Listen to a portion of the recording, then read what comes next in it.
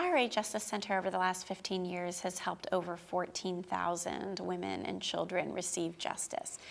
And so it's hard for me to think of one story because there are literally hundreds, thousands of stories.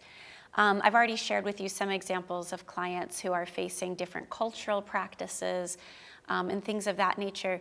But perhaps I'll share with you a different kind of example, which is abuse being inflicted by American men on foreign women who are deliberately chosen to be their wives through what we commonly call the mail-order bride industry, because they're viewed as being submissive and docile and vulnerable.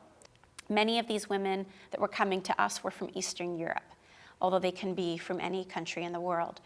And they had met these men over the internet through companies that were marketed to American men. If you go on some of the websites, they very transparently market that a man, an American man, can find himself a docile, submissive, traditional, they use that word a lot, traditional wife who doesn't speak English and doesn't know our laws, in exchange for X thousands amount of money.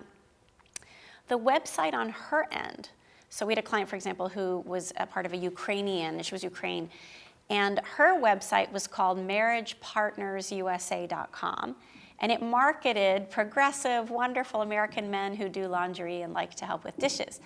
And so the women were believing that they were kind of entering a normal dating service, but then in English to the American men, the women were being marketed to them as being docile and submissive.